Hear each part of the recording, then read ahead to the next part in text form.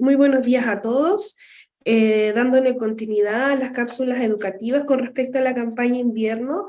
Hoy día el tema a tratar va a ser justamente el triage de síntomas respiratorios. El expositor del día de hoy es el doctor Matías Gris Holguín, médico urgenciólogo referente de la Unidad de Atención de Urgencia en Red y Proceso Hospitalario del Departamento de la Red de Urgencia y Gestión Hospitalaria del Servicio de Salud Metropolitano Central. Así que le doy el pase al doctor para que comience su presentación.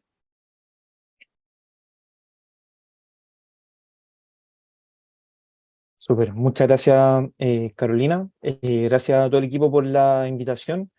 Es un honor, un placer poder compartir esto, todo lo que es la categorización. Es un tema que en lo particular me gusta mucho.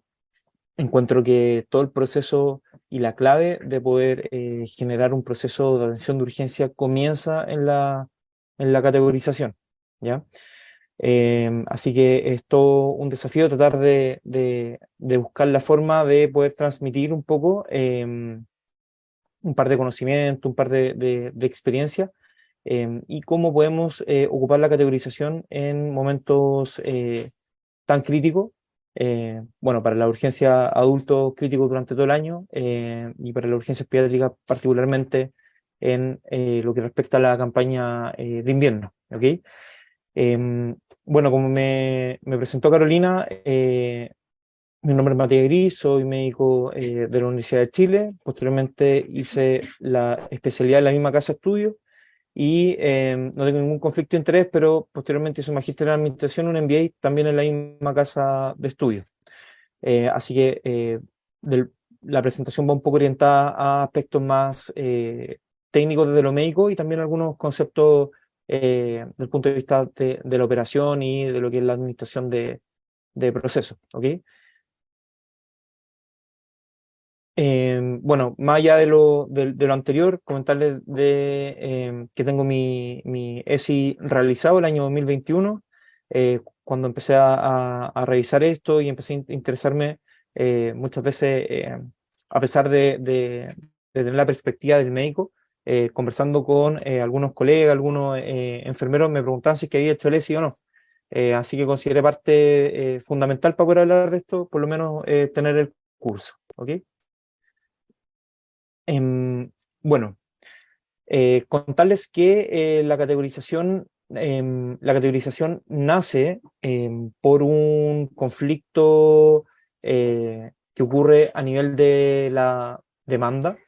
Bueno, como ustedes saben, los recursos son limitados en el servicio público y en el mundo público a veces pueden ser un poco más holgados los recursos, porque hay otros fines, otros intereses más financieros que pueden, que permiten de cierta forma funcionar un poco más holgados recursos, ¿ya?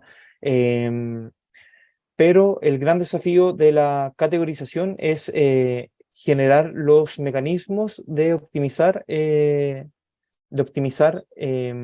espera, entendiendo que hay pacientes graves, otros menos graves y otros no tan graves, pero nos debemos a la atención de cada uno de los pacientes que consultan en los servicios de urgencia, ¿vale?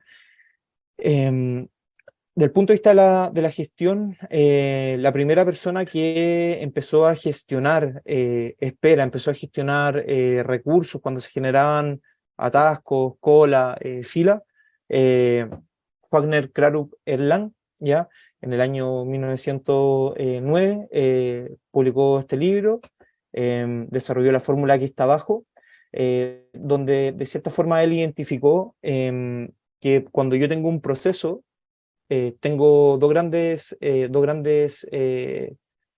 factores. Uno, la cantidad de gente que consulta en el proceso y por otro lado, la cantidad de gente que yo puedo atender en el proceso, ¿ya? Todo esto dividido por un factor de tiempo, lo que me va permitiendo ir jugando con las tasas y eso se desprende la ecuación de abajo, ¿ok? Todo esto estaba pensado más allá de pensarlo y enfocarlo en la industria. Ya viene esta necesidad de generar un modelo matemático, de poder ir gestionando como espera, de ir viendo cómo maximizo el uso de recursos, cómo evito que se generen filas, nace de las telecomunicaciones, ¿ya? Recordar que antiguamente las conexiones de las llamadas se hacían de forma manual, hoy día son electrónicas, pero todo lo que tiene que ver con gestión de recursos en agudo, como de forma muy instantánea, nace de el señor Erlang, ¿ya? De hecho, la medida de atochamiento o de cola es el Erlang, ¿vale? Posteriormente, en el año 61, el señor Leonard Klein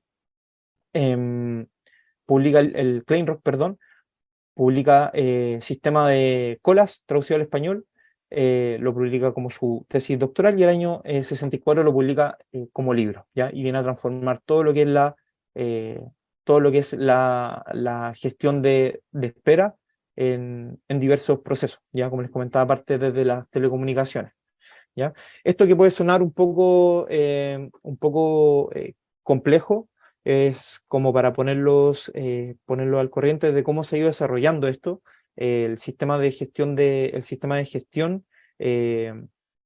una herramienta que viene desde la ingeniería, que viene de las operaciones, a implementarse en los procesos clínicos, ¿ok? Pero sin ir más lejos, como ustedes saben, nuestra vida, perdón, me está saltando una diapositiva. Em, Como les comentaba anteriormente, la categorización o priorización tiene que ver con esto, tiene que ver con que tengo un desbalance entre la demanda y la oferta, por ende no puedo tener recursos ociosos porque me generan un gasto, un costo involucrado, y de cierta forma, debido a la heterogeneidad de los pacientes que consultan en un servicio de urgencia, es muy diferente a un CAE, muy diferente a un pabellón donde tengo ciertos mecanismos de control propios de los pacientes, ¿cierto? Ellos eligen a ir, o en el caso, no sé, por ejemplo, de un pabellón, hay un proceso prequirúrgico que de cierta forma va ajustando la demanda. El paciente que consulta en una urgencia es al azar, y ahí la gravedad muchas veces tiende a ser muy diversa, por lo que necesitamos mecanismos de control y necesitamos realizar una categorización, de cierta forma, estandarizar, porque, como ustedes saben, no podemos tener box para todos los pacientes que consultan, no podemos tener médicos para todos los pacientes que consultan, y el resto del recurso, enfermería, técnico, ¿cierto?, para poder atenderlo. Entonces necesito generar un orden, ¿ya? El gran desafío es que esto es una demanda de variable, ¿ya? Y la gran oportunidad que tenemos es poder ocupar la espera, ¿ok? Que no se malentienda lo que estoy diciendo, la espera lamentablemente es un mal inevitable en estos procesos que son tan críticos, que necesitamos mantener cierto recurso ocioso para mantener la compliance y poder absorber una demanda que puede ser variable y que en cualquier momento nos puede sorprender. Así que necesitamos tener recurso ocioso, pero también por otro lado necesitamos hacer de que esto sea lo más fluido posible, y para eso ocupamos la espera, ¿ya? Eso en general. Yo creo que todos ustedes han vivido diferentes fenómenos o situaciones donde tienen que esperar, ¿ok? Clásicamente, yo voy a poner un ejemplo de la infancia, cuando teníamos que hacer la fila en los colegios, para entrar a la sala, de repente hasta para ir al baño, ir a comprar. La regla de la fila era: el primero que llega, el primero pasa, ¿ya? Eso se conoce como FIFO, First In, First Out, ¿ok? Que es el ejemplo a grandes rasgos. El ejemplo, yo sé que algunos van a decir, oye, pero van a cuestionar, pero a grandes rasgos es cómo funcionan las bombas de benzina, ¿cierto? Llega un auto, se pone atrás del otro, y el primero que llegó es el primero que es atendido. Sabemos que algunas bombas de benzina tienen una plaza especial para los camiones, ¿cierto? Pero quedémonos con que solamente estas bombas de benzina de menor complejidad, y que al final el que llega primero es el primero que es atendido, ¿ok? Esto no discrimina y es la forma en que nosotros gestionamos la fila, ¿ok? Abajo hay un ejemplo, yo creo que también todos han pasado por esto. A veces hemos tenido que ir al supermercado y está la fila llena, ¿cierto? Pero encontramos una caja rápida, ¿ya? Quiero que se queden con este concepto. La caja rápida es una forma de poder optimizar la espera, ¿ok?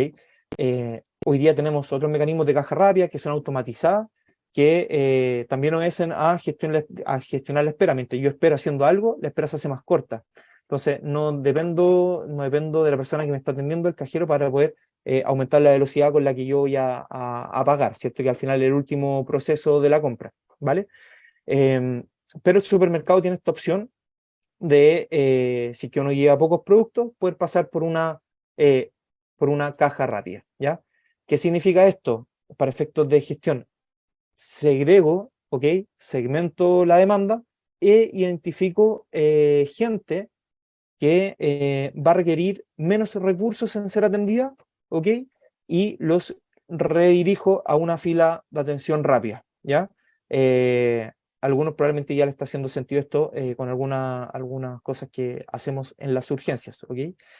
Por otro lado, también tenemos el ejemplo de los bancos, ¿ok? Ahí vemos un abuelito que está en una caja especial para él, ¿cierto? Que tiene atención preferencial, ¿vale? Esta atención preferencial tiene que ver con las características del cliente, del usuario, ¿cierto?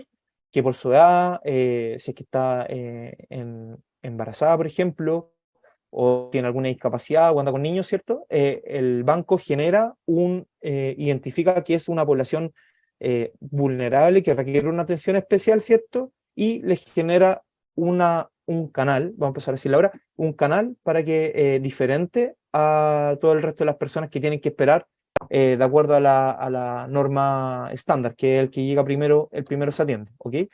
Y abajo les pongo el siguiente, esto que tiene que ver con el chequeo preferencial.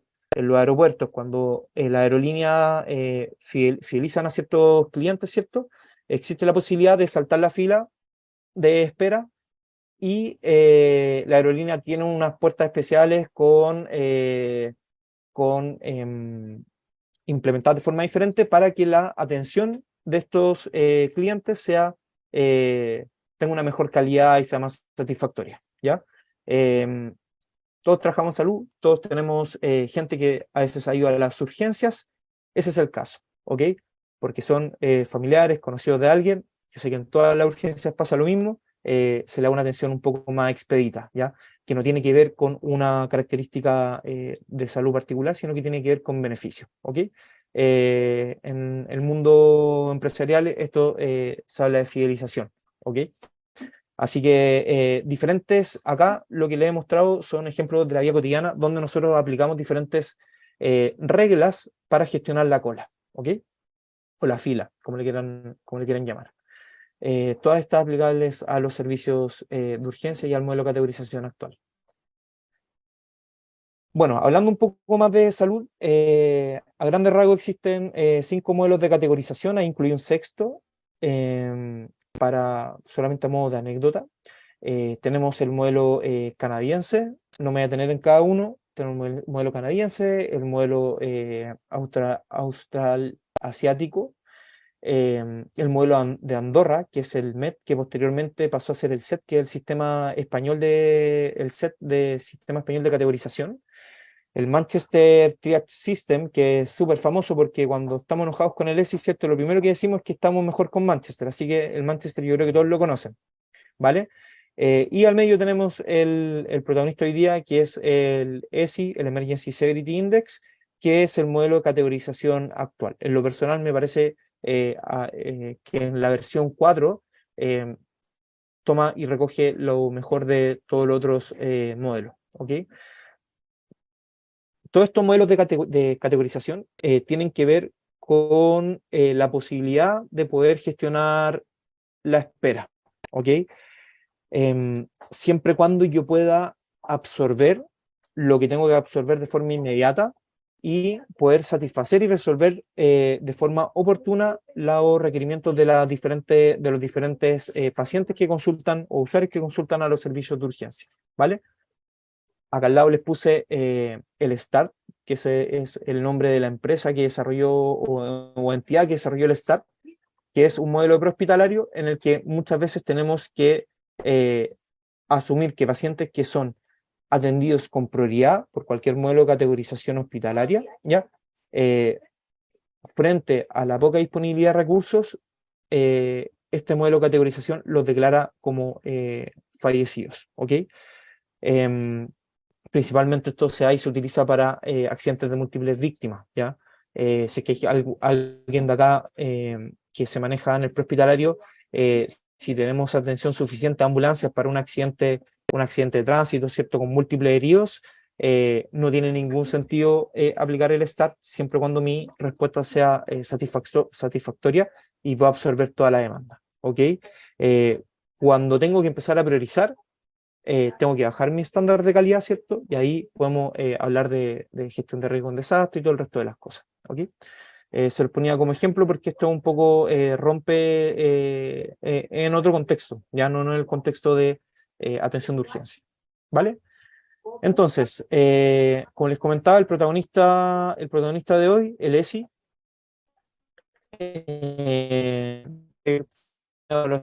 simple, breve, acotada, segura, que debiera durar no más de 3 a 5 minutos, con el que yo le asigno identifico el paciente, identifico sus necesidades, ¿cierto? ¿Ya? Y con eso defino cuál es el nivel de categorización que requiere, ¿ya? Siempre me han dicho, de repente escucho hablar como, no, es que no es un C1, es un ESI1. La verdad es que ni siquiera el ESI declara de que el nivel 1 es el ESI1, sino que habla de niveles. Entonces, para efecto de permear la cultura que tenemos, de que antiguamente decíamos que era un C1, C2, C3, C4, C5, por Manchester, perdón, y le decimos ESI1 al 5, la verdad es que para efectos prácticos es lo mismo, porque el ESI simplemente habla de nivel 1, nivel 2, nivel 3, y hoy día si que queremos hablar acá en Chile de categoría o nivel, la verdad es que lo que importa es el número, ya no hay distinción, no se ocupa esta distinción en la literatura, ¿vale? Simplemente tenemos que conocer cuál es el sistema de categorización que estamos ocupando. Bueno, ¿por qué el ESI? Tiene que ver un poco, yo creo que muchos se preguntarán o habrán quedado con la sensación de por qué el ESI, por qué cambiamos, ¿ya?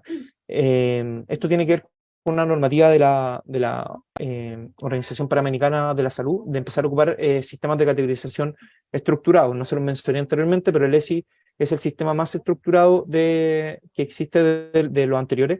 El Manchester, si bien algunos identifican algunos problemas de salud, ya que tienden a ser semiestructurados porque al final la asignación del tiempo de espera pasa a ser muchas veces muy subjetivo, ¿ok? Entonces, dentro de esta orientación de la Organización Panamericana de la Salud, el año 2018 se empieza a implementar el sistema de categorización ESI como un modelo estructurado, ¿ok? ¿Cuál es la particularidad que tiene el ESI frente al resto? Que la medicina de urgencia en Chile se desarrolla como un modelo, o sea, como un modelo de atención muy parecido al sistema de atención en Estados Unidos, ¿ya? Así que lo más lógico para el momento era asumir de que si estábamos trabajando de acuerdo a procesos, vías clínicas, manejo de patología, diagnóstico, como Estados Unidos, ¿ok? Era ocupar un modelo de categorización que fuera acorde para poder darle continuidad al proceso, ¿ok? Eso con respecto a la normativa, ¿ya? Perdón. Bueno, ahora entrando un poco en lo que es el ESI, siempre he escuchado, o mucha gente siempre comenta que uno de los grandes problemas del ESI es que es un sistema que categoriza en base a la necesidad de recursos, ¿ya? Como ustedes ven acá, la necesidad de recursos es el tercer punto, ¿ya? El ESI es un sistema de categorización, ¿ok? Que categoriza y que da prioridad de acuerdo a la gravedad del paciente, ¿ok? Por eso tiene el punto A y el punto E, ¿vale? Entonces, en ese sentido, quiero ser súper enfático. El ESI es un sistema de severidad y la asignación de recursos es muy a posterior, como vamos a ir viendo, ¿vale? ¿Cuál es la gracia? Una de las gracias del ESI es que requiere pocos signos vitales, ¿ok? Para poder identificar los pacientes graves, ¿vale? Entonces está ordenado de tal forma que la toma de decisión permite identificar rápidamente cuáles son los pacientes que tienen que ingresar a un box de reanimación, cuáles son los pacientes que no pueden esperar y que requieren atención de forma prioritaria, y posteriormente, ¿ok? de acuerdo a la expertise, de acuerdo a la naturaleza y a la cultura de cada centro, estimar cuántos son los recursos que van a requerir los pacientes. Como vieron en el ejemplo del supermercado, el paciente que lleva o que requiere pocos recursos, que lleva pocas cosas en la caja, debiera tener una fila especial mucho más rápida para que no quede detrás de los pacientes que, por ejemplo, requieren una interconsulta, requieren un escáner, requieren laboratorio, radiografía, kinesioterapia, cualquier prestación que requiere tiempo y que lentece el proceso, ¿vale? Hay que entender y dejar muy claro que los pacientes graves ya quedaron identificados en el punto A, en el punto B, y a posterior el ESI genera un mecanismo de control que es una toma de signos vitales acotada, que se puede ampliar de forma inmediata en el mismo proceso, pero que es acotada a la saturación y a la frecuencia cardíaca. ¿Ok? Afortunadamente tenemos los pletismógrafos, o sea, los saturómetros por pletismografía, que nos muestra la frecuencia cardíaca, nos muestra la saturación, así que solamente con un saturómetro, incluso para efectos de categorización en contingencia respiratoria, se pudiera hacer detrás de una ventanilla con alguna protección de gotita para disminuir la transmisión de patógenos, ¿cierto? Entonces, a grandes rasgos, vamos a ir entrando a cada uno de estos puntos. Particularmente vamos a ir revisando lo que tiene que ver con la parte respiratoria, ¿ya? La primera pregunta, Leslie, como ustedes saben, tiene que ver con si es que es necesaria una intervención inmediata para salvarle la vida al paciente. Em, Acá tenemos qué es lo necesario. Un paciente que requiere ventilación mecánica, ¿ok? Es un paciente que tiene que entrar al reanimador, probablemente va a requerir uno invasivo, o si es que está muy grave, probablemente va a terminar intubándose, ¿ok? Un paciente que viene cianótico, una obstrucción de vía aérea, ¿cierto? Que requiere un procedimiento quirúrgico, una vía respiratoria quirúrgica, también un paciente que tiene que ingresar, ¿ok? Pero los pacientes que requieren oxígeno, por normativa las salas de espera tienen que tener tomas de oxígeno, se puede manejar, ¿ok? En una sala de espera interna, pasarle un box, gestionar, pero no es un paciente que requiere una intervención inmediata. Lo único que necesita ese paciente es oxígeno y eventualmente pudiera ser priorizado, pero no ingresar un box de reanimación y no ser categorizado como un paciente con nivel 1. ¿Ok? El resto son algunos otros ejemplos que la verdad es que como para ir avanzando nos vamos a centrar solamente en la parte respiratoria, ¿vale? Eso con respecto a las intervenciones inmediatas necesarias para la supervivencia, hacer bien la extinción, que el oxígeno no es considerado una intervención necesaria para la supervivencia. Si los pacientes vienen con falla ventilatoria, muy polipnéicos, ¿cierto? Con algún grado de estridor por alguna por obstrucción de vía aérea por cuerpo extraño, o laringitis en los pacientes más pequeños, en los pacientes pediátricos, perdón, requieren ingreso a un reanimador de forma urgente, inmediata. ¿Ok? Ahora vamos al segundo punto, ¿vale? Estos son los pacientes que tienen que ser priorizados. Vamos a revisar también, enfocarnos en la patología respiratoria. Acá son 3 preguntas. Uno, si es que es una situación de alto riesgo, ¿ya? Es importante tener claro que en la medicina de urgencia, ¿ok? Tiende a diferenciar esto, ¿ok?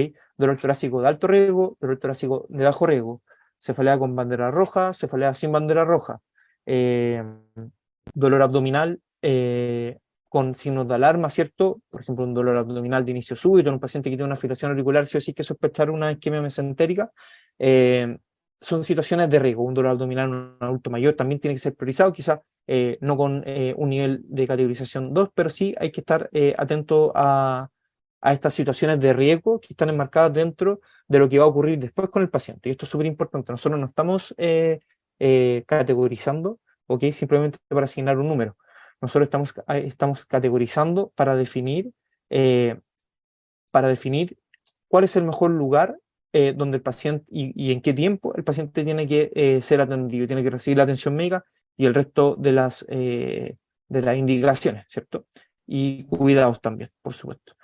Em, en eso se marca la pregunta situación de alto riesgo, no tiene que ver un paciente que entra con una pistola, ¿cierto? tiene que ver con situaciones de alto riesgo biopsicosociales, ¿vale? Puso algún ejemplo biomédicos, eh, por ejemplo, un paciente con intento suicida es también un paciente de alto riesgo, un paciente agresivo también un paciente de alto riesgo, ¿cierto? Y también eventualmente un paciente que sufre de violencia de algún tipo también pudiera ser considerado una situación de alto riesgo en el contexto social. ¿Ok? En relación a la segunda pregunta, tiene que ver con el nivel de conciencia, ¿ya? Habla de confusión, letárgico, desorientado. No lo mencioné, pero el paciente en coma cae como un paciente que requiere una intervención inmediata para la supervivencia, ¿ya? Eventualmente requiere un manejo avanzado diaria, pero acá estamos en un nivel anterior, ¿ok? Estamos hablando solamente de pacientes confusos, letárgicos, desorientados, o sea, la U13, la U12 a 15 eventualmente, ¿vale? Como para poner un símil en una escala que todos conocemos. La tercera pregunta tiene que ver con el malestar o el dolor intenso, ¿vale? El malestar, la palabra original es distrés, ¿vale? El síndrome de distrés respiratorio, el adulto es un distrés respiratorio, ¿vale? Pero distrés, la traducción más correcta es malestar, ¿ya? Acá pongo el ejemplo, siempre lo pongo, un paciente con una crisis de pánico, ¿ya?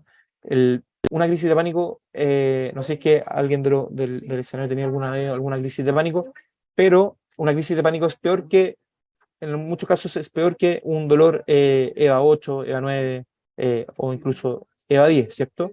La persona está con un nivel de angustia tan intenso que requiere una atención inmediata, ¿ya? ¿Ok?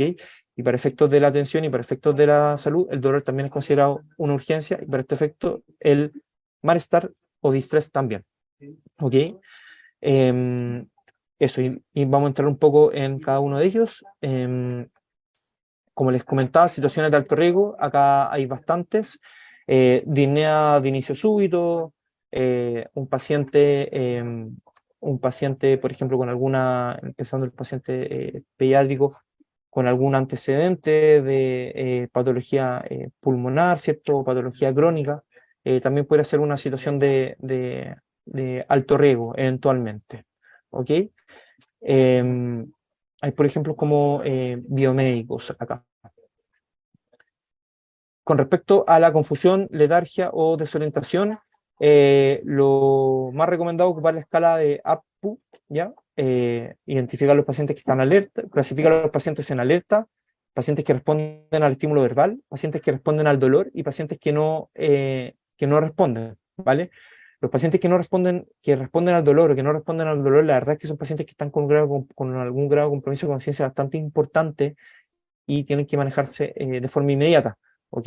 Los que estamos identificando acá son pacientes que pueden estar con un compromiso cuantitativo, ¿cierto? Que responden solamente a la voz, que están somnolientos, ¿cierto? O con algún grado superficial, o que están confusos o que pueden estar desorientados, ¿vale? Es muy importante conocer esta escala porque con esto podemos, no es necesario aplicar una escala de Glasgow, que debería ser como manejo general las urgencias hospitalarias, pero esto es mucho más simple, mucho más rápido y tiene mejor correlación interoperador, ¿vale? Les dejo la pregunta, sé que no pueden responder, pero ¿cuántas urgencias tienen escala visual análoga en el lugar donde hacen la categorización o incluso dentro de los box? Yo los últimos 2 años he trabajado en 3 y ninguna tiene, ¿vale? Es una herramienta muy simple, muy barata y muchas veces tiende a ajustar esto que siempre criticamos, de que el paciente viene con un dolorcito y que refiere a un dolor de más intensidad de lo que nosotros queremos que tiene, ¿ok? Entendemos que el dolor es subjetivo, pero muchas veces los pacientes, por tratar de repente por ansiedad, ¿cierto? Por angustia, pueden referir un dolor más alto del que realmente ellos sienten. Entonces es muy importante ocupar las escalas visuales análogas porque tienden a modular, ¿cierto? Y a reflejar un poco cuánto es el dolor que los pacientes están sintiendo, ¿vale? Eso. Em, Eso con respecto al dolor, al malestar intenso. El malestar ya lo comentamos anteriormente. Como les comentaba, los pacientes que son, que en la pregunta B eh, responden que sí a cualquiera de los puntos, ¿cierto? Son pacientes que tienen que ser priorizados y categorizados como nivel 2, ¿ok? Em, Me voy a detener un poco acá porque se tiende a muchas veces a pensar que niveles altos de categorización pueden ser malos. La verdad es que el ESI recomienda que o sea, para que la herramienta tenga la utilidad que requiere, lo que se recomienda es que los niveles de pacientes C2 en una urgencia alta complejidad estén cercanos al 20%, 20, 25%, incluso hasta 30%, ¿vale? Lo que en ese sentido me permitiría priorizar uno de cada 4 pacientes, lo que no es malo, ¿ok? Entendiendo que debiera ser capaz, ¿ok? De acuerdo al tiempo que pasan los pacientes dentro de urgencia y guardo la cantidad de box que yo tengo y guardo el personal y el recurso que yo tengo, poder manejar un 25 o un 20% de los pacientes, poder darles atención de forma inmediata, ¿vale? Em, Probablemente en los momentos de más demanda, puede ser que estén pensando de que en los momentos de más demanda los pacientes, solamente se puedan atender pacientes CO. Eso tiene que ver con otra discusión. Probablemente si llegamos al 20-25% de la urgencia, los mismos pacientes C3 que antes yo atendía y que yo sentía que estaba atendiendo los C3 y hoy día atiendo solamente C2, probablemente parte de ese grupo de pacientes C3 lo está atendiendo hoy día, ya como C2, pero es el mismo grupo de pacientes. Los pacientes, por mucho que cambie la categorización, voy a tener la misma cantidad de pacientes al final, ¿ok? Y los pacientes no van a cambiar la gravedad porque yo los categorice de forma diferente, los pacientes tienen la misma gravedad, ¿ok? Entonces lo que yo necesito con la pregunta A y con la pregunta B es probablemente identificar uno de cada 4 pacientes, el 25% de los pacientes más graves, y para esos pacientes siempre disponer de recurso físico, recurso humano para poder atenderlo. Y ahí tiene que ver todo el resto de generar modelos de construcción de urgencia que sean acorde a las demandas de los pacientes y que los servicios de urgencia al final no se terminen quedando pequeños para la atención ambulatoria, ¿vale? Em, Perdón. Vamos a ir con la pregunta, con el nivel C. ¿Cuántos recursos diferentes se necesitan? Ok, esta es la gran pregunta, ¿vale? Y en lo particular creo que es el mayor desafío que tiene la herramienta. ¿Por qué? Porque requiere un trabajo en equipo. Requiere un trabajo en equipo de enfermería y un trabajo en equipo de médico, ¿ya? Necesitamos trabajar en equipo. ¿Por qué? Porque si es que el enfermero que está categorizando no conoce al equipo con el que está y no sabe cómo se manejan los pacientes adentro, esto es una pregunta completamente azarosa, ¿ya? Tiene que saber que lo que él está categorizando, ¿ok? Tiene el manejo dentro del servicio de urgencia, es más o menos estándar o homogéneo, por decirlo de alguna manera, ¿ya? Es importante que los jefes de urgencia desarrollen vías clínicas particularmente para estos pacientes, ¿ya? Los pacientes de riesgo, el manejo particularmente es súper estandarizado, ¿ya? Hoy día el manejo del dolor torácico, probablemente en todos los lugares hacemos lo mismo, electrocardiograma antes de 10 minutos, pasa un box, lo atiende el médico, lo evalúa, estratifica, ve si es que el paciente es un dolor torácico alto riesgo, un dolor torácico bajo riesgo, y posterior a eso se le tomarán exámenes, troponina, dímero, una radiografía eventualmente o incluso un escáner, pero el manejo de los pacientes con dolor torácico incluso pueden llegar a ser el 15% de las consultas. La verdad es que probablemente sea una de las pocas patologías que a lo largo del país estemos haciendo lo mismo o de forma muy parecida, ¿ya? Lo importante es que dentro de la urgencia el manejo también sea estandarizado. Pongo el ejemplo del dolor torácico porque el 15% pueden llegar a ser el 15% de las consultas y hacemos lo mismo, pero también es importante conocer otros problemas de salud, hablemos de problemas de salud no diagnóstico, que pueden ser estandarizados, como por ejemplo las pacientes femeninos que que consultan con síntomas urinarios, por ejemplo, ¿ok? Si la categorización termina siendo un paciente C3 porque no tiene fiebre, no tiene taquicardia, no ha tenido vómito, no ha tenido náuseas, probablemente es un paciente que, dependiendo de lo que ocurra después, puede ser un paciente que requiera un manejo más o menos estándar dentro de la urgencia, ¿vale? Con respecto a esto, vamos ahora, como les comentaba, como les quería comentar, hay recursos que son considerados recursos y recursos que no son considerados recursos, ¿vale? Eh, es un poco complejo hablar de recursos que no son recursos. Son recursos que no son considerados recursos para efectos de la categorización, pero igual terminan siendo recursos, ¿vale? Revisemos un poco cosas que son recursos. Un análisis de laboratorio, ¿vale? Que tiene que ir al laboratorio. Un electrocardiograma, radiografía, escáner, resonancia, eco, medicamentos intravenosos, ¿ok? Particularmente medicamentos que requieren un retiro posterior, ¿ya? No el medicamento endovenoso que se pasa de forma en bolo rápido, ¿cierto? Sino el medicamento que se puede pasar en bolo unos 20 minutos, ¿ok? Interconsulta o algunos procedimientos sencillos, ¿vale? Eh, Considerar que la sedación es un procedimiento aparte, así que los pacientes, los procedimientos más complejos que requieran sedación valen por dos, ¿ok? Así que esto está pensado en lo que les comentaba, al respecto de la fila rápida de los supermercados, ¿ya?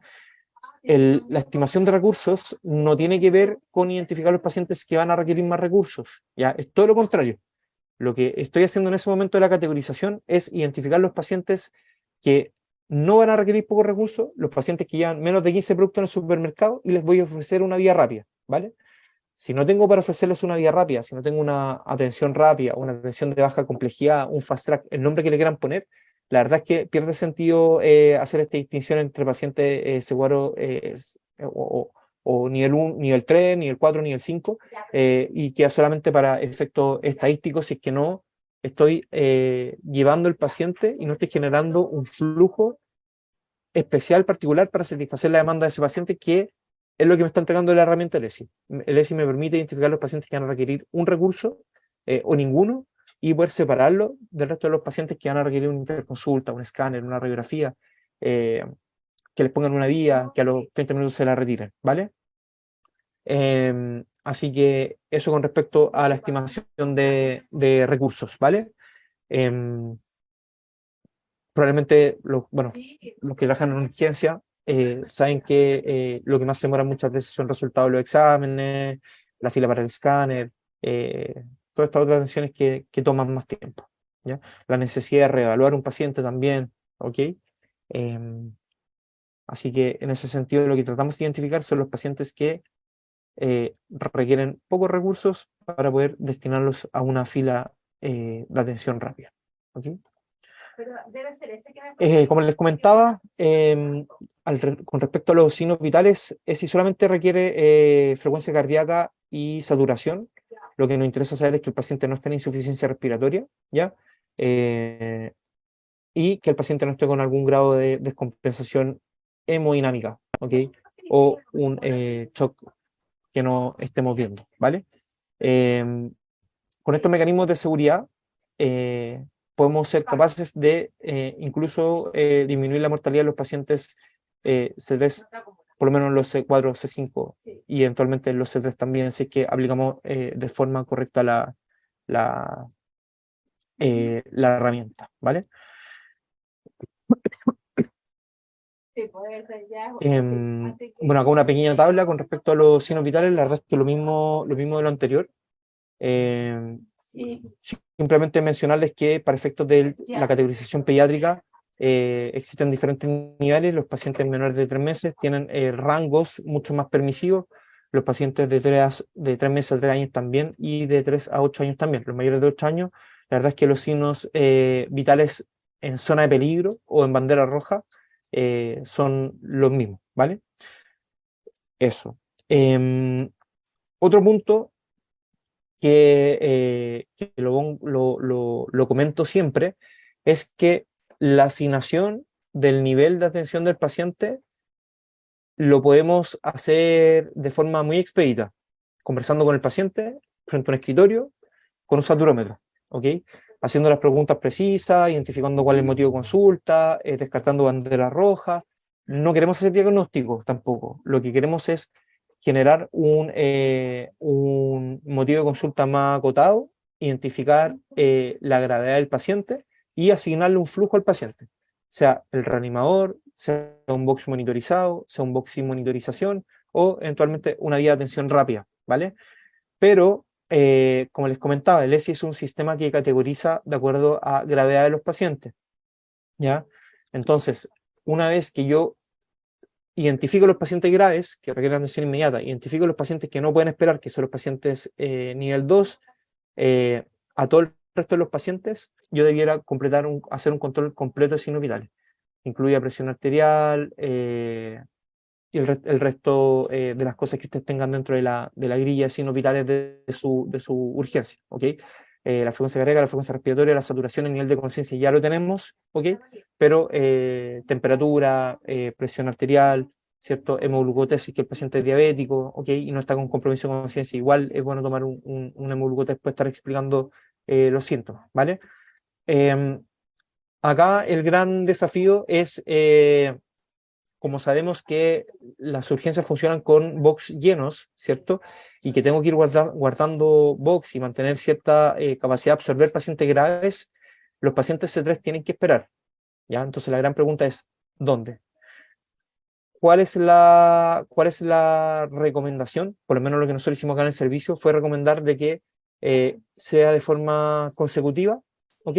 Si el paciente ingresa al box, se le toman los signos vitales en el box, y que el paciente tiene que esperar, se le toma posterior a la categorización, con su asignación de ESI ya realizada, se le completan los signos vitales, ¿ya?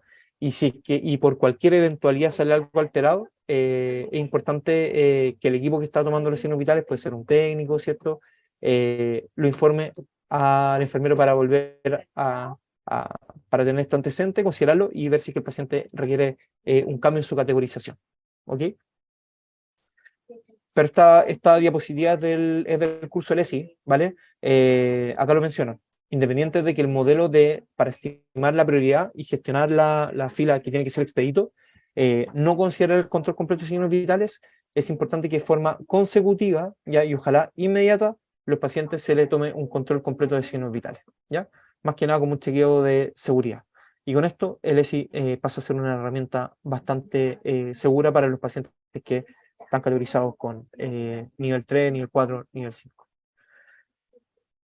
Consideraciones con pediatría, ¿ya? En lo particular, y esto muy general, si bien en la urgencia vemos de todo, ¿ya? Trabajo en urgencia adulto con urgencia pediátrica, entonces muchas veces también estamos requeridos a atender pacientes pediátricos.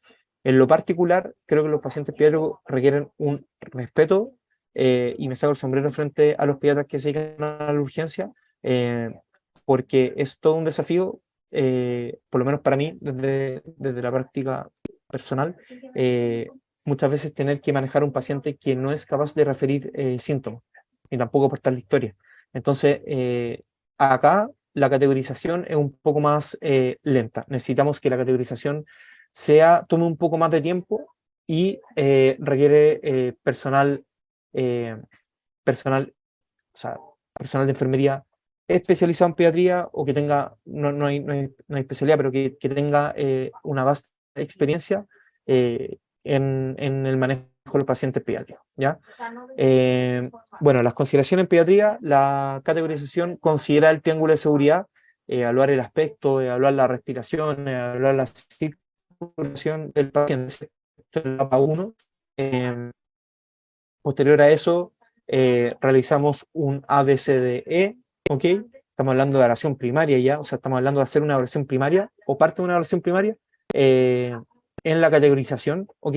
Por eso vuelvo a repetirlo, la categorización del paciente pediátrico toma más tiempo que la categorización del paciente adulto. Hay que hablar de la vía respiratoria, la respiración, la circulación, si es que tiene algún déficit o discapacidad, y ver la exposición al control ambiental, ¿ya? Los niños tienen mayor superficie corporal por peso que los adultos, ¿ya? Así que la exposición al ambiente puede ser mucho más perjudicial para los pacientes pediátricos que para los pacientes adultos, ¿okay? En verano están más expuestos a ser hipertermia, perdón, tipo 1, ¿cierto? Y en invierno los pacientes pediátricos, si bien muchas veces están bastante abrigados, se nos puede estar pasando también una hipotermia o ser manifestación también de un proceso infeccioso también, ¿ok? Después de eso viene una pequeña anamnesis pertinente, acotada al motivo de consulta, ¿cierto? O a lo que el enfermero en el triage estime conveniente. Es importante ocupar mnemotecnia, así como tenemos el triángulo de seguridad, ¿cierto? Como tenemos la BCDE, ocupar la mnemotecnia del sample, signos, síntomas, ¿ok? ¿Qué es lo que le ocurrió al paciente por el motivo de consulta, las alergias, medicamentos, antecedentes médicos, problemas médicos anteriores, y L de last, o los últimos alimentos líquidos o últimos eventos, ¿ya? Si tuvo deposiciones, cuándo fue la última vez que orinó, si es que sospechamos que el paciente puede estar deshidratado, ¿cierto? Paciente lactante, cuándo fue la última vez que se le cambió el pañal, por ejemplo. Todo eso ahí en la L. Y en la E, cuáles fueron los eventos que llevaron y que produjeron la lesión o lo que ocurrió, ¿cierto? Con eso podemos lograr una anamnesis un poco acotada, ¿ya? Como les decía, es bastante más extenso que identificar un motivo de consulta y asignarle si es que es de alto o bajo riesgo, o descartar banderas rojas, como en el caso de los adultos, ¿ok? Posterior a eso vienen los signos vitales. Ojo con los signos vitales, porque los niños muchas veces pueden estar llorando, pueden estar con fase álgica, pero no tener dolor, ¿ya? Acá sí hay que considerarlo.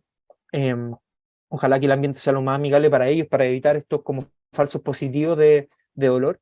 Pero lo que dice la evidencia es que los signos vitales, la verdad es que debieran ser acotados a saturación, considerar siempre que tiene que ser un saturómetro pediátrico para la edad del pacientito, considerar también la altura para efectos de la saturación, y para efectos de la frecuencia cardíaca también considerar la agitación, así que por eso tiene que ser como en un ambiente, ojalá, cercano, abierto, contiguo a la sala de espera, pero ojalá más cerrado para poder, para que el paciente, el pacientito esté más cómodo, ¿ok? Y en el punto 6, como les comentaba, también el dolor. Algunas consideraciones de ESI para los pacientes pediátricos están acá, van en la presentación, ahí le pueden poner pausa, ¿cierto? Para revisarlos. La verdad es que son algunos parecidos a los pacientes adultos, pero ojo con los RATS, ¿ya? Ojo con los RATS, con los exantemas, porque pueden ser presentación de alguna patología grave, ¿ok? Eso en particular con los pacientes C1, cualquier paciente que tenga RATS y fiebre debiera ser evaluado de forma inmediata, ¿ya? Y siempre sospechar, particularmente sospechar con el fantasma de la meningococcemia, ¿vale?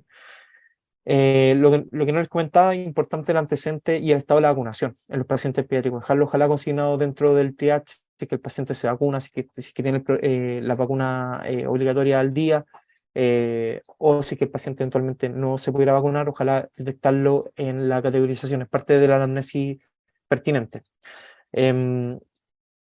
Acá, bueno, paciente de SIBO, riesgo, siempre los pacientes con recién nacidos, menos de 28 días con fiebre, son pacientes de riesgo, tienen que ser priorizados, no pueden esperar, ¿ok?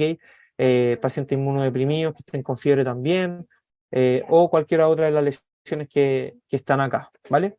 Se las dejo para que lo vayan revisando. Les comenté que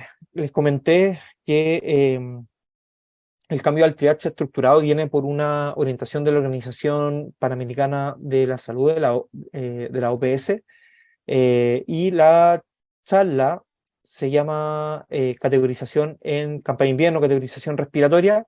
La verdad es que lo quise incluir, ¿vale?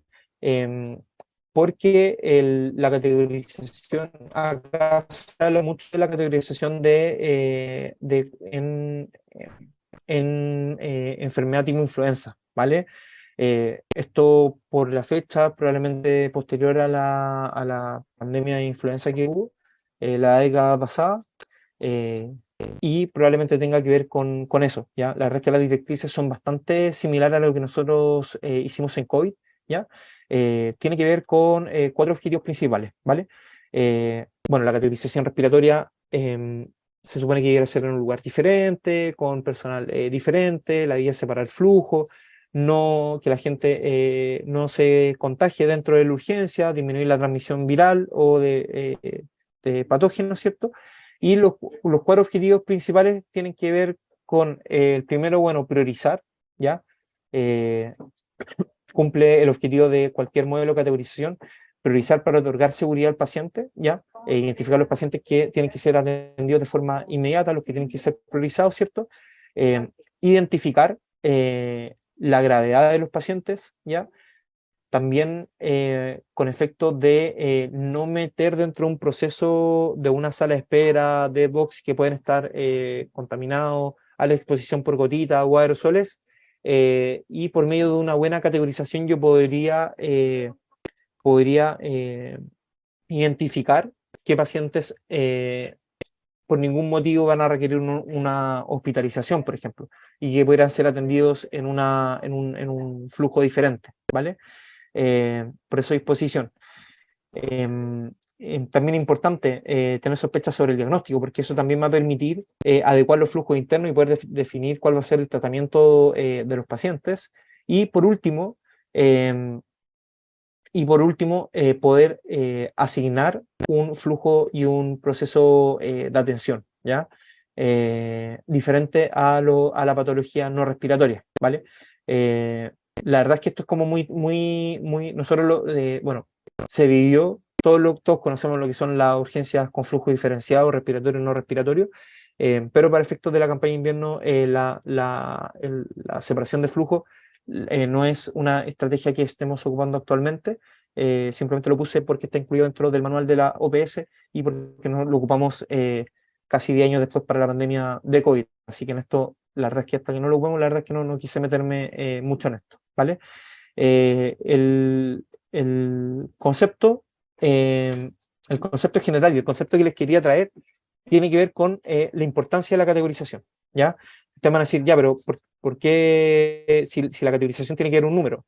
Vuelvo a recalcar, la categorización tiene que ser para asignarle un proceso, para asignar al paciente al proceso que viene después, que tiene que ver con la atención. Y esa atención tiene que ser en el lugar más adecuado, con el personal, con personal que se sienta cómodo atendiendo ese grupo de pacientes, ¿cierto? Para mejorar e impactar en la calidad de la atención, en la eficiencia de la atención, ¿ok? Y una vez que aumentamos la eficiencia, ¿ok? Tenemos más resultados por la misma carga de trabajo, ¿cierto? Y mejoramos el ambiente laboral, ¿ya? Eso es siempre importante considerarlo, que cuando hacemos planes de mejora y logramos y podemos impactar la eficiencia, no solamente un indicador, al final lo que estamos haciendo también es aumentar la satisfacción de que estamos haciendo el trabajo, aumentamos la productividad de los equipos, y eso de forma inherente también va permeando en el ánimo de los equipos, en la motivación y al final en la calidad del trabajo que hacemos, ¿ya?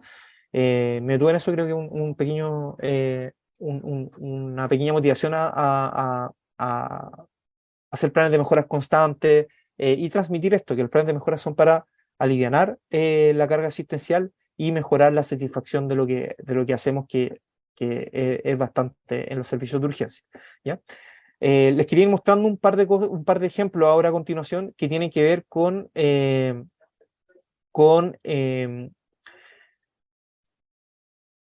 estratificación, con predicción de mortalidad, con criterios de hospitalización y con categorización de gravedad o severidad de diferentes patologías, ¿ya? están tachados los elementos que nosotros podemos identificar en la categorización. Por eso es tan importante, porque una vez que nosotros los equipos se van entrenando y pueden hacer una categorización eficiente, saben al tiro qué paciente probablemente va a requerir, va a terminar en la UCI, qué paciente pasaron al reanimador y qué va a terminar después, que era un paciente complejo, que priorizaron un paciente que tenía un dolor abdominal y de cierta forma se le manejó el dolor como de forma inmediata, pero siempre cuando se conozca qué es lo que ocurre después, ¿ya? Y para este efecto comparto estos score, que son para mostrarles que lo que nosotros hacemos en la categorización muchas veces son elementos que sirven para la toma de decisión después y definir si es que el paciente va a ir a una UCI, va a ir a una UTI, se puede ir de alta o se tiene que ir hospitalizado en una cama de cuidados medios, ¿ya? Acá a la izquierda le mostré, este es la definición de sepsis del 2001, ¿ok? Que incluye signos vitales, ¿ya? Pero no quise entrar en los signos vitales, puse solamente, destaqué los signos vitales básicos que están incluidos en el ESI, ¿ok? Para hacer diagnóstico de un SIRS, ¿cierto? O una sepsis, cuando sospecho que hay una infección, necesito frecuencia cardíaca y necesito frecuencia respiratoria, ¿ok?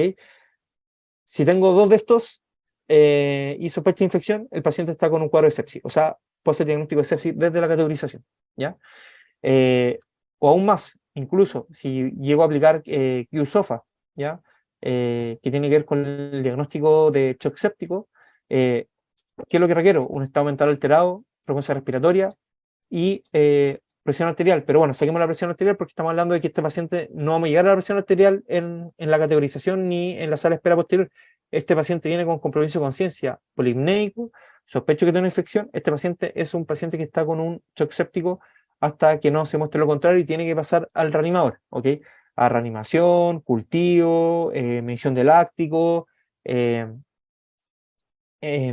volemización, ¿cierto? Inicio de antibiótico. Entonces, un paciente que ya desde la categorización sabemos qué es lo que va a ocurrir a posterior, ¿ya? Y a posterior, porque sabemos que este paciente probablemente se quedará hospitalizado en una UCI o en una UTI. Lo mismo para neumonía, ¿ok? Bueno, este año tuvimos el honor de poder contar con la guía de neumonía de la Sociedad Chilena de Infectología, ¿cierto? Y enfermedades respiratorias que validan el score de la derecha, el PSI, como la mejor herramienta para definir los criterios de hospitalización en caso de neumonía, ¿vale? Y acá yo le marqué los puntos que están incluidos dentro, los puntos que podemos obtener desde la categorización, ¿ya? La confusión, por ejemplo, bueno, antes de mostrarles cuáles son los puntos, les quería hacer un pequeño comentario. Cuando yo les digo que el gran desafío de la campaña invierno y de la categorización tiene que ver con lo que ocurre después, y les mencioné el tema de las vías clínicas, voy a esto, ¿vale? Si bien, y acá un comentario para considerar, si bien sabemos de que el PSI es un score que requiere considera 20 puntos, ¿vale? Si yo aplico esto a todos los pacientes que consultan por neumonía, ¿ok? Probablemente voy a enlentecer el proceso y voy a incluso, un paciente que viene por una neumonía adquirida en la comunidad por neumococo, ¿cierto? Puede terminar agarrándose una influenza. Entonces, el manejo de los pacientes tiene que ser eficiente a posterior de la categorización, ¿vale? Entonces, si yo agarro todos los pacientes donde sospecho, les pido un rayo para descartar una neumonía, les pido todos estos exámenes, sodio, glucosa, hematocrito, gases arteriales, nitrógeno ureico, probablemente voy a enlentecer todo el proceso y voy a generar taco y la gente se va a terminar contagiando en la sala de espera del bicho que tiene el paciente al lado, ¿vale? Entonces tengo que lograr que esto sea eficiente. Si bien el PSI permite dar pacientes de alta, ¿ya? De forma, más pacientes de alta de forma segura, ¿ok? El CURV 65 parece ser una buena herramienta inicial, ¿ok? Para sacar la gran cantidad de pacientes que no tienen criterio de hospitalización, ¿vale? Si hay pacientes que se tienen que quedar hospitalizados por CURV 65, ok, ahí yo perfectamente, después en una segunda instancia, si creo que el paciente se puede ir para la casa, le puedo aplicar un PSI y tener de forma estadística la seguridad de que el paciente va a tener una buena evolución en su domicilio, ¿ya? Acá se los comento porque creo que es importante entender lo que ocurre después de la categorización, y esto es parte de, ¿vale? Por eso les muestro los signos vitales que tomamos en la categorización estándar del ESI, y con esto nos damos cuenta que podemos empezar a predecir qué es lo que va ocurriendo después, ¿ya? Lo mismo para la laringitis, ¿ya? Para los pacientes pediátricos, para influenza. Si no, si podemos identificar todo esto que está acá, son elementos que nosotros mencionamos que tienen que estar en la categorización de un paciente pediátrico, ¿ya? Entonces el paciente ya viene, se le asigna una gravedad dentro del proceso de atención de urgencia, pero que ya viene de la categorización, ¿ya? No es simplemente un número, ¿ok? Estoy asignándole una gravedad y yo sé que este paciente tiene que ser manejado en el box de reanimación, en el box monitorizado, si es que no tiene todo esto, eventualmente, ¿ok? Para lo mismo, si el paciente viene saturando, tiene retracciones, o está con disnea, no puede hablar de forma corrida. También un paciente que, ojo, es un paciente grave, si es que independiente de lo que me dice el ESI, yo ya sé que es un paciente grave y bueno, y el ESI lo va a mover solo al box de reanimación o a un box monitorizado para su atención prioritaria, ¿ya? Bronquiolitis, ¿ya? Lo mismo, ¿ok? Lo único que nos queda acá afuera son los crepitantes. La sibilancia expiratoria audibles se pueden escuchar, el esfuerzo lo vemos y la relación IE también la vemos, así que prácticamente la gravedad del paciente y el requerimiento, o sea, bueno, hay pacientes que responden bien, pero eventualmente por lo menos ya sabemos la gravedad del paciente para el manejo posterior en la urgencia, ¿ya? Entonces, siendo con las conclusiones, creo que el gran desafío ahora es revisar la implementación del ESI, ¿ya? Entender que el ESI es un sistema de categorización por severidad o por gravedad, ¿ya? Reforzar cuáles son las situaciones que requieren manejo inmediato, ¿ok? Ojalá pegarlas, ¿ya? Son listados, entonces muchas veces si podemos tener esto torpeo o ayuda a memoria, no quiere decir de que no lo sepamos, sino que necesitamos hacer un ejercicio rápido, tomar decisiones rápidas en la categorización, y es mucho mejor tenerlo anotado, ¿vale? A todos se nos pueden olvidar, a todos se nos pueden pasar cosas, a todos se nos pasan cosas, así que una pequeña lista de situaciones que requieren reanimación, reforzar también las situaciones de riesgo, otra lista más también, si es que generan flujos especiales a posterior o de acuerdo a la normativa, ¿ya?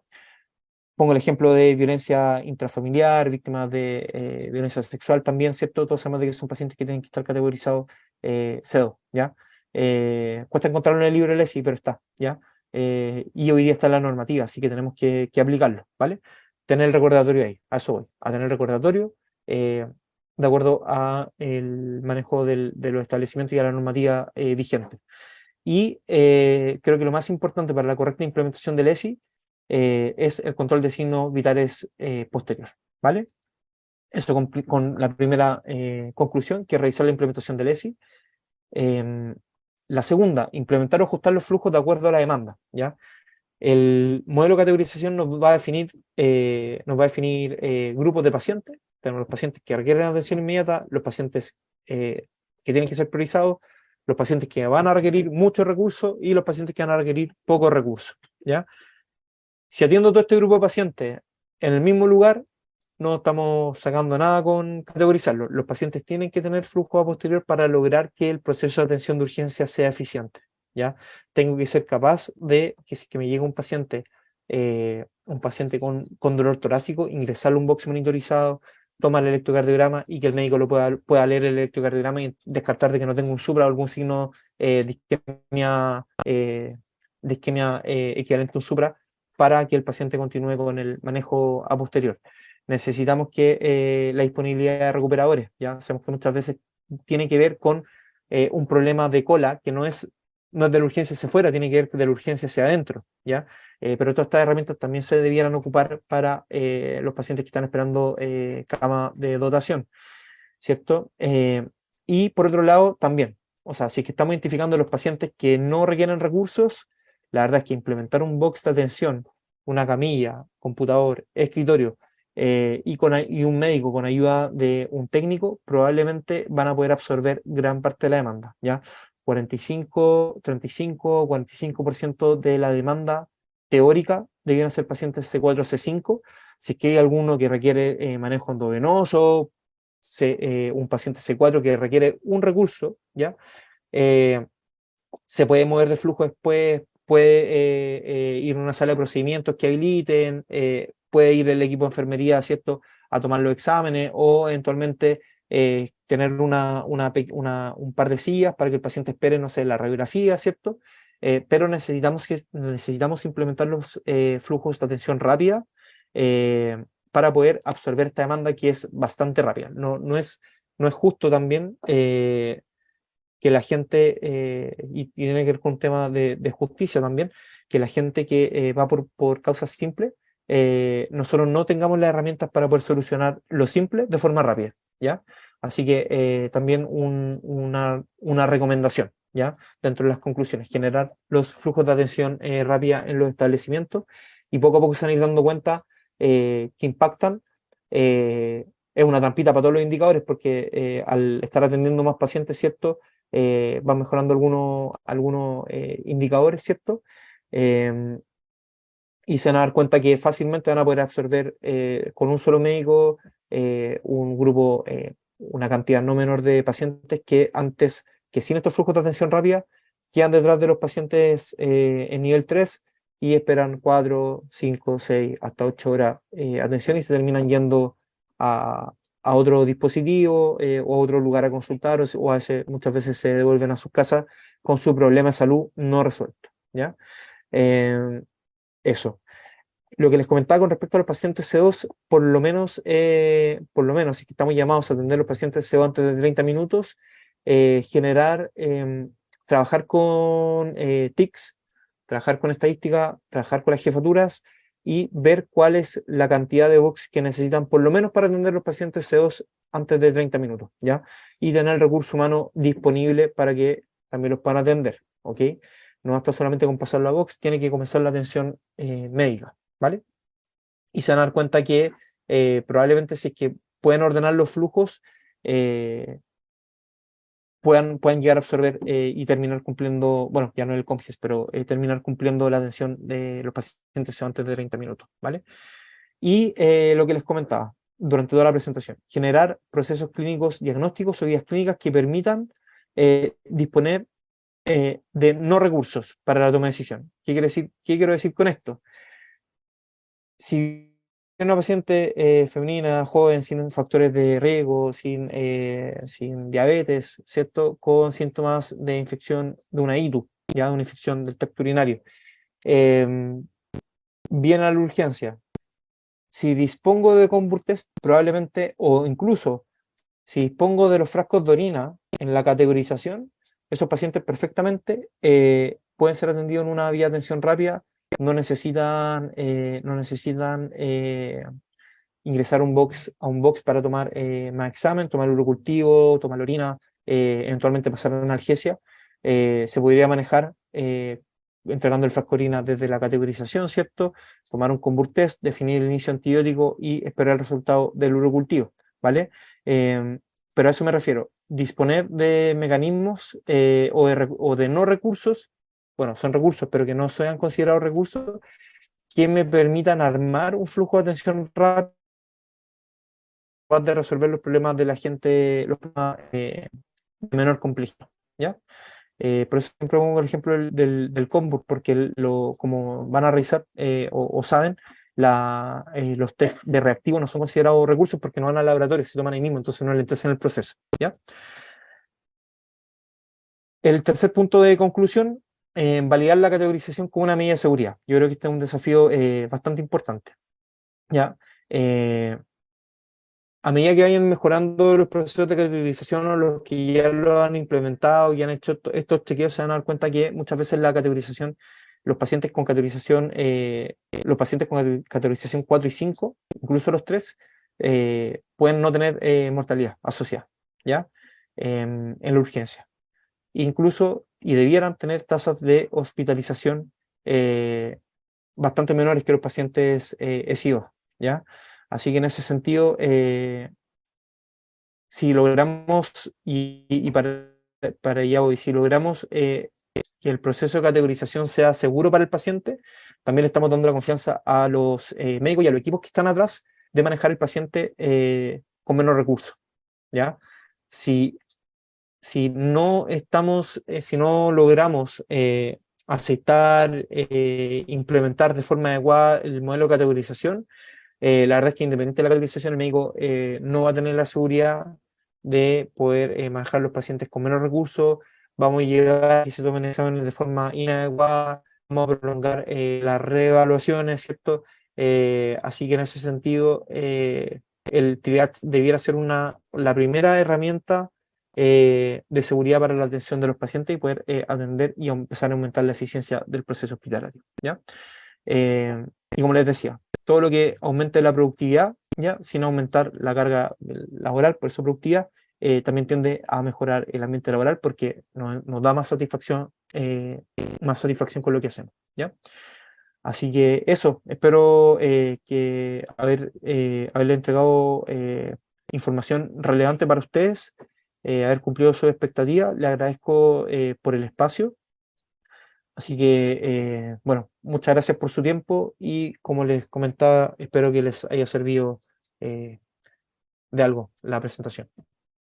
Muchas gracias, doctor, por su presentación. Estuvo muy clarita todo. Sin embargo, no hubieron preguntas, pero mencionar que esta cápsula o esta presentación va a quedar subida en la página de MinSal, en las cápsulas de campaña invierno, para quien quiera nuevamente revisarla y estudiarla otra vez. Sí, hay comentarios de muchas gracias por la presentación, todo muy claro, así que agradecer a todos los asistentes, a usted, doctor, por su presentación y que tengan un buen día.